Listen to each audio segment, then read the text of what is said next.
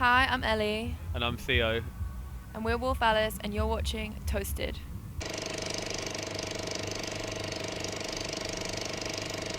Hey, welcome to Holland, guys. Thank you. You just got back from the States, right?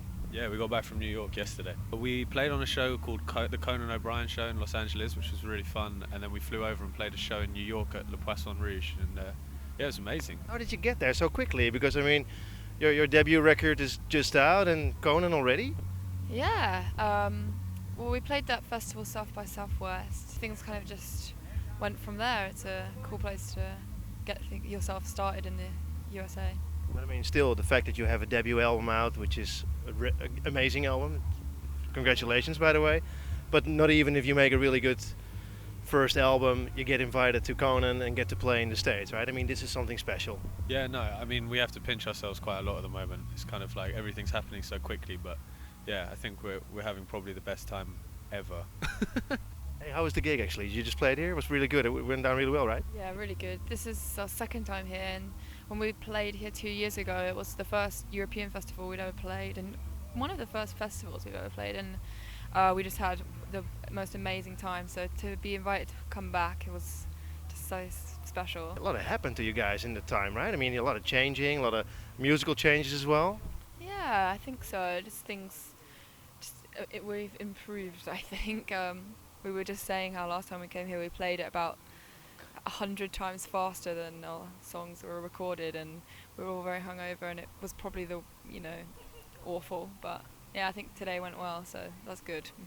Hey, My Love Is Cool is your album. Actually, it took you guys a long time to issue your first album, because you've been around for like 5-6 years already. Three is this incarnation, but Ellie and Joff were playing together a little bit before then. But yeah, we kind of took our time with the album, and I think we're really glad that we did, because we're really proud of what we've come out with. And if we had released an album, maybe after we played here 2 years ago, I don't think it'd be the same. So But it's tempting, of course, to release an album sooner, right? Yeah, I mean, God knows, I think we wanted to quite a lot, but we were kind of a bit better informed by some helpful people around us. Do you mean management or? Yeah, basically kind of management and your record label, and it's really good when you get treated right by them, and they tell you to kind of rein it in and hone your craft. I think that's kind of what we did, so we were lucky to have done that. Hey, amazing production. Who did the production for the album? A man called Mike Crossie. We were just suggested him by people who in our label, and he is a British producer he's Irish actually, and he's worked with loads of guitar bands, so that's why we thought it would be a good match, because getting the kind of guitar sounds that we wanted was something it's good to have someone with a lot of experience to guide you.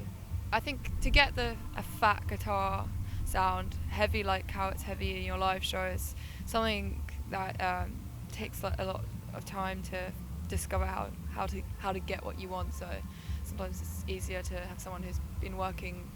But how does that work? Do you have certain ideas about the sounds that you want to have? Yeah. And then how do you explain this to a producer? That's kind of like part of the tricky nature of working with a producer, and thankfully Mike kind of got what we were saying, because you throw loads of really silly adjectives around, like I want this to sound fizzy or colourful, and I find that so hard to know what that means, but it's almost a science, and that's where Mike comes in so well, is that he knows where things sit in proximity to one another to make things sound bigger. And we'd probably just throw everything at the wall, whereas Mike kind of calculated and showed us how to achieve that. So yeah.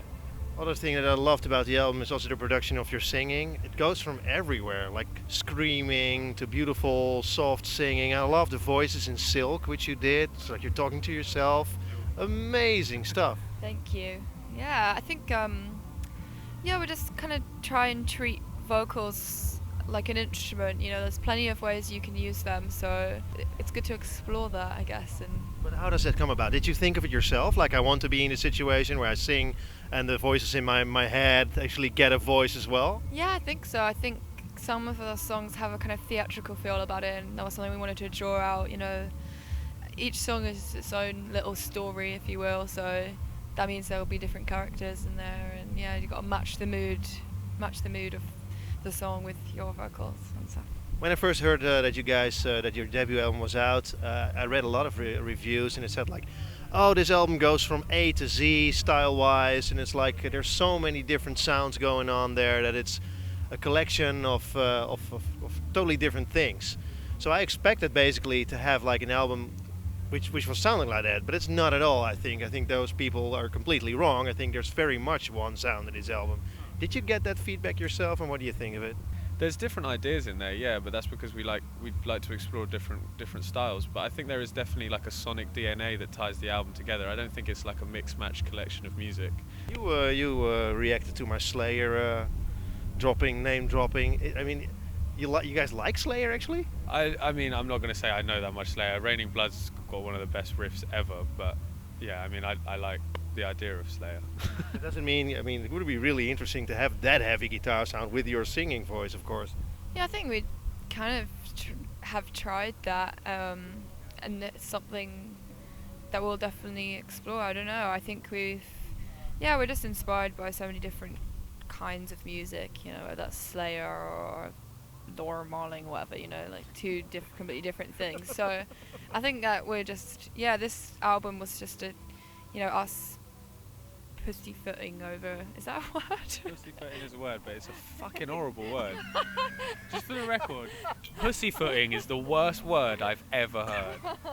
Pussyfooting. Yeah, I quite like it.